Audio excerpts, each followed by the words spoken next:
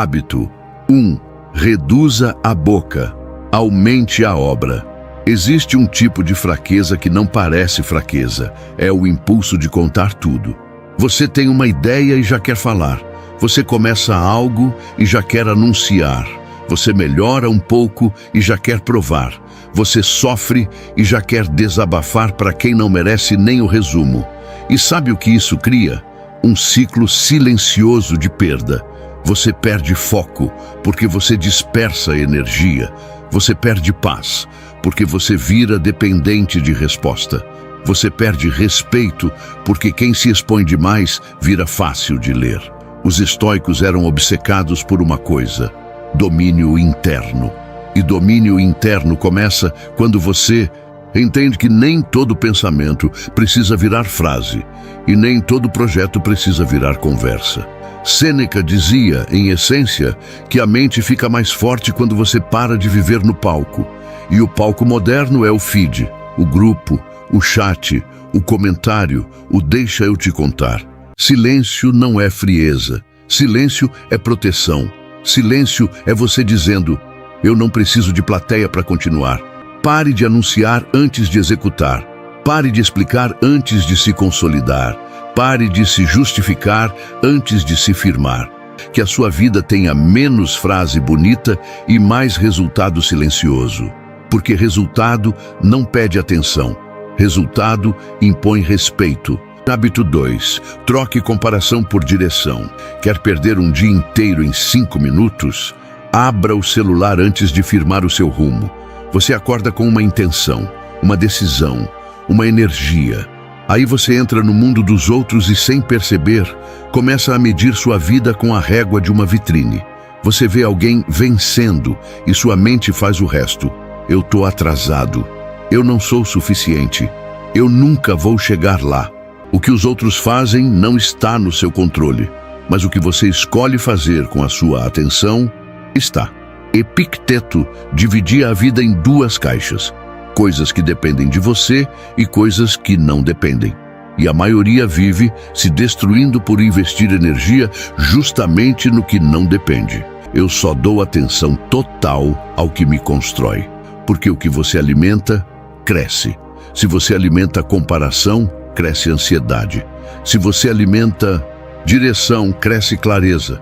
E o mais perigoso da comparação é que ela não te derruba com pancada. Ela te derruba com microdesistências. Você começa a adiar, você começa a hesitar, você começa a se poupar e depois chama isso de pensar melhor. Não, isso é medo disfarçado de análise. Faça menos perguntas sobre a vida dos outros e mais perguntas sobre sua postura. Hábito 3. Treine a solidão como uma arma. Os estoicos não fugiam da solidão. Eles usavam a solidão como oficina. Marco Aurélio governava um império, mas as batalhas decisivas ele travava por dentro, contra a vaidade, contra a raiva, contra a preguiça, contra o impulso de agradar. Solidão é onde você vê quem você é sem maquiagem. E isso assusta, porque sem distração você encontra suas falhas, você encontra seus vícios, você encontra suas desculpas. Mas é exatamente aí que nasce força real. Você vai precisar aprender a ficar bem sem notificação, sem validação, sem companhia constante. Porque quem precisa de barulho o tempo todo vira refém do mundo. Separe momentos diários sem tela. Caminhe sem música às vezes. Escreva sem postar. Pense sem comentar. No começo dói, depois vira liberdade. Hábito 4. Não reaja, responda. Não entregue sua mente no primeiro gatilho, porque a maioria vive assim. Alguém provoca, ela explode. Alguém ignora, ela implora. Alguém critica, ela se justifica.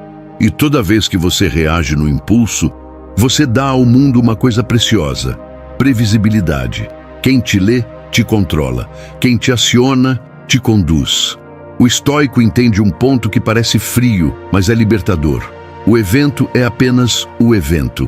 O sofrimento muitas vezes nasce do julgamento e da reação. Você já respondeu uma mensagem ferido e depois se arrependeu? Já entrou numa discussão que te roubou o sono? Já tentou se defender e terminou parecendo mais culpado? Isso não é falta de inteligência, é falta de distância interna. Distância interna é você sentir o fogo subindo e ainda assim escolher o próximo passo com calma. Quando sentir raiva, adie. Quando sentir vontade de provar, recue. Quando sentir vontade de explicar, respire. Você não precisa responder tudo. Você não precisa corrigir tudo. Você não precisa vencer toda a conversa. Quem tem autocontrole parece imune, e isso intimida. Você quer poder? Então pare de se entregar toda vez que alguém aperta um botão. Hábito 5. Consistência sem testemunha. Não é o que você faz quando está inspirado. É o que você faz quando ninguém está olhando e você está cansado. A maioria confunde disciplina com intensidade. Ela faz tudo por 3 dias, se empolga, se exibe e depois some. O estoico trabalha com outra lógica. Não é sobre vontade, é sobre dever, é sobre a tarefa do dia, feita com dignidade, mesmo sem aplauso. Marco Aurélio escrevia algo como: levante e cumpra sua parte. Não por romantismo, por responsabilidade. Se você depende de motivação, você é dependente de clima, e clima muda. Se você depende de alguém te cobrando, você é dependente de pressão externa, e a pressão externa nem sempre vem. Você precisa virar alguém que se cobra com calma, mas com firmeza. A prática, um horário fixo para dormir e acordar, mesmo quando ninguém sabe. Um compromisso fixo com treino, estudo, mesmo quando ninguém elogia. Um limite fixo com distrações, mesmo quando ninguém vai descobrir. A sua vida muda quando você vira o tipo de pessoa que faz o certo sem plateia. Porque aí o mundo não consegue te comprar com aprovação, nem te derrubar com crítica. O hábito que corta o vício de ser aceito. Hábito 6. Pare de se explicar. Tem gente que perde respeito não por errar, mas por explicar demais. Você toma uma decisão e corre para justificar. Você impõe um limite e já pede desculpa por existir. Você escolhe um caminho e quer convencer todo mundo de que é o certo. E sem perceber, você se coloca abaixo. O estoico não vive tentando ser entendido. Ele vive tentando ser coerente. Coerência é uma blindagem, porque quando você é coerente, você não precisa de discurso. Sua postura vira argumento. Sêneca falava sobre a dignidade de não viver como refém da opinião pública. E é exatamente isso. A opinião dos outros é volátil demais para ser base de identidade. Se alguém não entende sua escolha, você não deve uma aula. Você deve firmeza, a prática. Decida sem comitê. Sustente sem explicar demais. Saia sem deixar tudo claro. Nem todo mundo merece contexto, nem todo mundo merece acesso ao seu processo. E quanto menos você se explica, menos o mundo te interroga. Quando você para de se justificar, você recupera energia. E energia recuperada vira foco. E foco vira construção. Hábito 7. Viva como guerreiro do presente. A ansiedade costuma ser um sequestro. Ela leva você para o futuro com medo e te impede de agir agora. O estoicismo corta isso na raiz. O único lugar onde você tem poder é o presente. Não é um dia eu começo. É hoje eu faço a parte que cabe. Epicteto ensinava que sofrimento nasce quando você tenta controlar o incontrolável. Então o treino é simples. Faça a sua parte e aceite o resto. Isso não é passividade. Isso é eficiência emocional.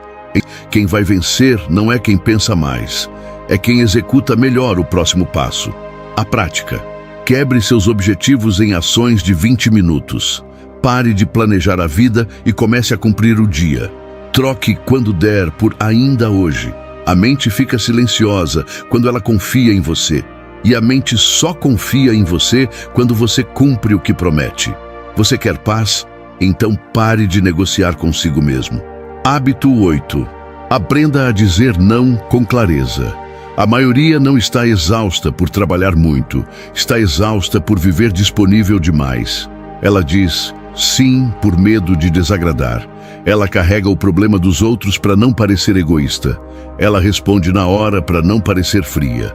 E depois ela se sente usada, ressentida, sem energia. Os estoicos tratavam limites como virtude, porque limite é governo, e governo é liberdade. Se você não protege seu tempo, alguém vai gastar por você. Se você não protege sua energia, alguém vai consumir por você. Você vai precisar cortar com respeito. Não posso, não agora, não vou, e pronto. Sem novela, sem justificar, sem culpa. Dizer não te torna cruel, te torna honesto, e honestidade sustenta a paz. O mundo respeita quem se governa e explora quem vive tentando agradar. Hábito 9. Use a dor como treino, não como identidade. Todo mundo tem ferida. A diferença é que alguns fazem da ferida um altar e outros fazem da ferida um combustível. O estoico não pergunta por que eu, ele pergunta o que eu faço com isso.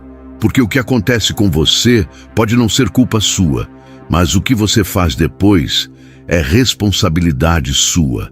A dor pode te amolecer ou te afiar, pode te tornar amargo ou te tornar lúcido, e a escolha aparece em coisas pequenas. Você usa a decepção para fechar a mão ou para abrir os olhos. Você usa a perda para desistir ou para ajustar o caminho. Você usa a crítica para se destruir ou para se disciplinar. Não transforme dor em desculpa, transforme dor em estrutura. Estrutura é o que fica quando a emoção passa. Estrutura é o que te mantém andando quando você não quer. E quando você aprende a usar a dor como treino, o passado para de mandar em você. Ele vira professor, não carcereiro. E aqui tem uma parte desconfortável. Algumas pessoas vão estranhar você. Algumas vão dizer que você mudou. Outras vão sentir falta da sua versão antiga, aquela versão fácil de usar.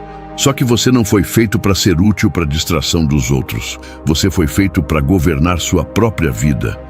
Menos ruído, menos reação, menos exposição, mais foco, mais disciplina, mais calma, mais direção. E quando seus resultados aparecerem, eles não vão precisar de legenda. E a partir de agora, menos palavras, mais obra, mais silêncio, mais você.